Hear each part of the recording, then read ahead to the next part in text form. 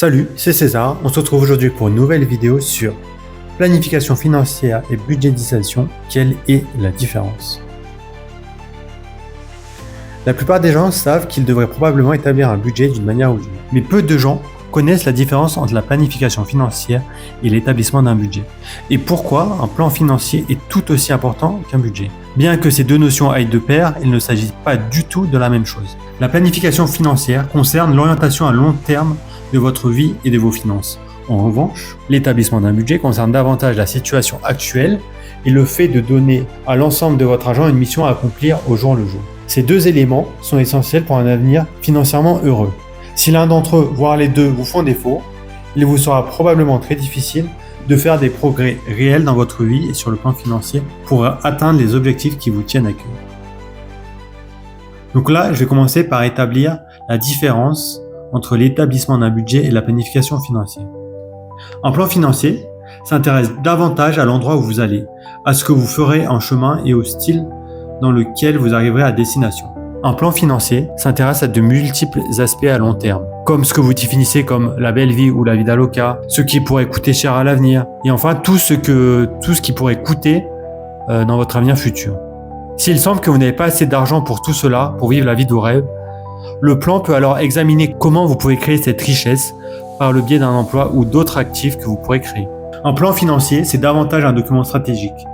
Il examine et planifie la manière dont vous allez réaliser toutes les choses que vous souhaitez avec le temps et les ressources dont vous disposez actuellement ou que vous devez créer.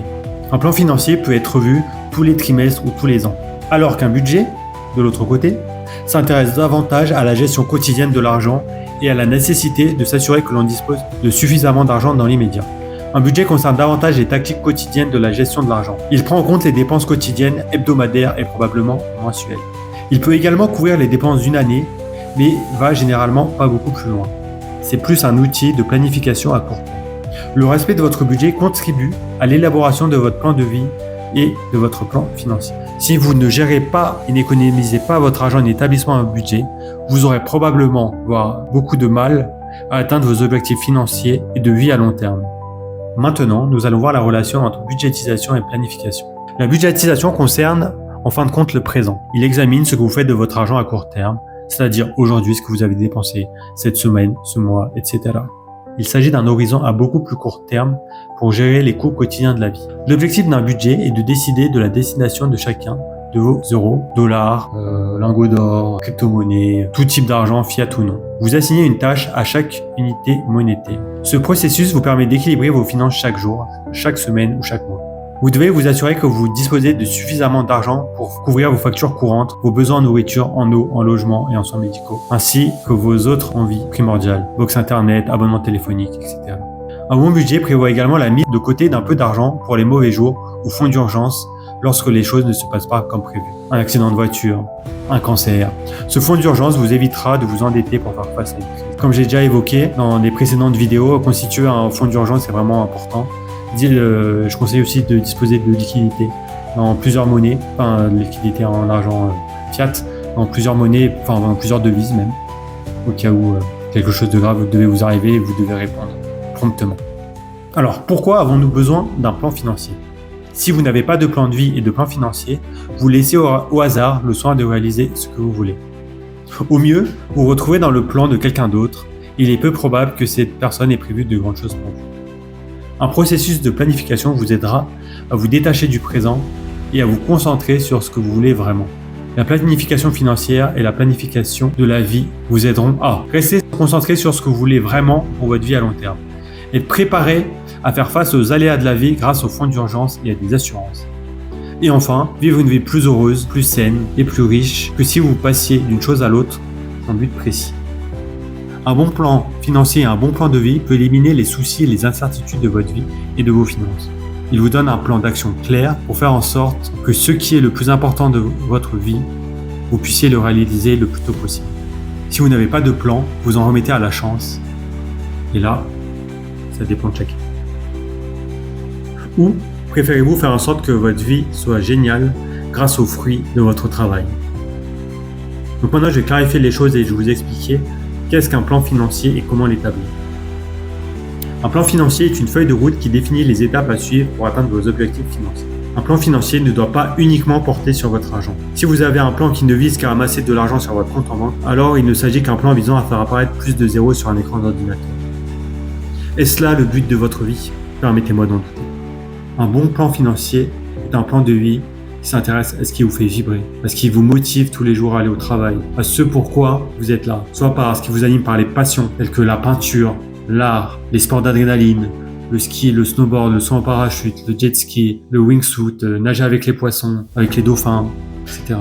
Pour élaborer un plan de vie, il faut déterminer votre objectif. Donc pour cela, posez-vous ces 3 questions. Qu'avez-vous toujours voulu faire? Qu'avez-vous toujours voulu avoir? Et qui voulez-vous être? Pas forcément dans cet ordre. C'est un peu comme un accomplissement. Est-ce que je veux être quelqu'un perçu comme quelqu'un de philanthropique, généreux, qui aide les associations, ou plutôt comme quelqu'un qui est un grand voyageur, qui a découvert plusieurs pays, qui sait parler plusieurs langues, ou plus comme quelqu'un qui a fondé une entreprise, qui va apporter quelque chose de plus dans ce monde, aider à l'écologie, permettre de développer des nouveaux moyens de transport qui respectent la planète, ou alors plus simplement vivre dans un endroit agréable, vivre potentiellement en autarcie, être heureux avec ses proches, sa famille, être aussi également disponible pour ses amis, pour sa famille, prendre du temps pour rencontrer des nouvelles personnes et prendre du temps pour les personnes qui nous accompagnent déjà au quotidien. Il peut s'agir de choses ou de thèmes spécifiques que vous souhaitez privilégier. La définition claire de votre objectif est la première étape de l'alignement de votre budget sur votre plan de vie et votre plan financier. Donc, dans ce cas-là, il faut prendre les bonnes mesures. Vos actions actuelles vous permettent-elles d'atteindre vos objectifs? Si ce n'est pas le cas, que pourriez-vous faire aujourd'hui, demain, après-demain et chaque jour pour atteindre vos objectifs? Parfois, il s'agit d'un simple changement dans vos actions. Parfois, il s'agit d'un changement plus important dans vos habitudes ou votre mode de vie. Par exemple, se lever plus tôt pour aller à la salle le matin, apprendre de nouvelles compétences ou obtenir une qualification. Ça veut dire prendre des cours du soir, travailler les week-ends, gérer mieux votre temps au quotidien, utiliser moins le téléphone, privilégier les rencontres et surtout éviter les choses qui vous détournent de ce que vous voulez le plus. En effet, on sait tous qu'on fait des choses en disant « Ah allez, je fais ça pour la flemme ou parce que j'ai la flemme ». Mais au final, on sait personnellement ce qui nous retient. Par exemple, commander Uber Eats alors que le frigo est plein et que j'aurais pris 15-20 minutes à cuisiner pour avoir un bon petit plat, mais au final, je préfère commander un kebab et 1. Dépenser de l'argent et 2. Manger pas sainement. Après, je peux vous donner quelques exemples d'obstacles courants du quotidien. La procrastination, la fatigue, le manque de temps, la confusion, quel est mon plan pour la suite, j'ai jamais vraiment réfléchi à mon avenir, le manque d'argent. Voilà différents obstacles. Voilà quelques exemples d'obstacles qui pourraient vous retenir d'atteindre vos objectifs. Nous aborderons d'abord la question de l'argent, ce que vous avez actuellement et ce dont vous pourriez avoir besoin pour atteindre vos objectifs. Je sais que des fois c'est un peu tabou en France de parler d'argent, mais bon, j'en parlais quand même. Vous ne pouvez pas vraiment parler d'argent tant que vous ne savez pas où vous allez, où vous essayez d'aller et comment vous pouvez vous y arriver, et ainsi définir les obstacles probables. Voici quelques questions et données qui pourront vous aider à y voir plus clair. Quels sont vos flux de trésorerie actuels, entrées, sorties d'argent? Comment votre argent est dépensé au quotidien? Quels sont vos actifs financiers? Quelles sont vos dettes? Avez-vous des investissements, comme des actions, des biens immobiliers, etc. Quelles sont actuellement vos liquidités que vous détenez? Avez-vous prévu des mesures en cas de problème, par exemple? Des assurances, assurance vie, assurance voyage, assurance voiture, assurance maison.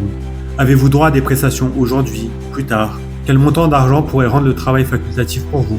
Quelles sont les dépenses à prévoir à court terme, à moyen et long terme? Comme par exemple, on sait que tous les 2 ans après, à peu près, il faut changer les pneus d'une voiture. Tous les 10 ans, par exemple, il faut changer de voiture. Ou privilégier un autre moyen de transport comme le vélo. On sait que tous les ans, il faut faire un bilan sanguin. Quels sont les événements importants qui pourraient survenir à l'avenir et donc pour lesquels vous avez besoin d'argent? Les événements importants, on en a 2 dans la vie. Les mariages, bon, j'avoue, des gens pourraient avoir plus. Et surtout, l'enterrement. Un bon plan financier doit également tenir compte de vos actifs non tangibles. Quelles sont vos compétences ou expériences? En quoi êtes-vous doué? Qu'aimerez-vous faire aujourd'hui, demain, à votre retraite?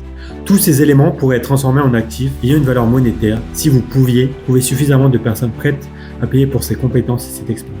Enfin, un bon processus de planification financière et de budgétisation se penchera sur la manière dont les choses se dérouleront aujourd'hui. Dans quel ordre avez-vous prévu de dérouler ces choses? Planifiez tout cela sur un calendrier et engagez-vous à respecter une date et une heure pour faire les choses. Ne soyez pas trop dur avec vous-même.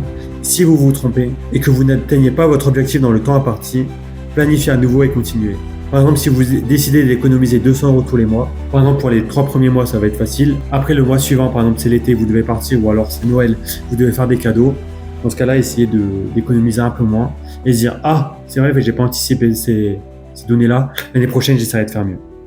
Pour résumer, la planification financière et l'établissement d'un budget consiste à prendre conscience de vos besoins et objectifs quotidiens à long terme. Utilisez un budget pour vous assurer que vous disposez de suffisamment pour répondre à vos besoins actuels et que tout votre argent a une fonction à remplir, tout en mettant un peu d'argent de côté pour le long terme. Utilisez un plan de vie et un plan financier pour définir les objectifs que vous souhaitez atteindre dans tous les domaines de votre vie et pas seulement dans celui de l'argent. Ce plan doit indiquer les actions concrètes et précises à entreprendre pour atteindre vos objectifs quotidiens, hebdomadaires, mensuels et annuels.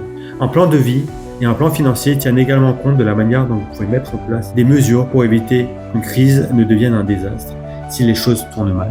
Le meilleur moyen de s'assurer que l'on atteint tous ces objectifs est d'avoir un plan et de l'exécuter. Merci de m'avoir écouté. On se retrouve de l'autre côté. Ciao, ciao.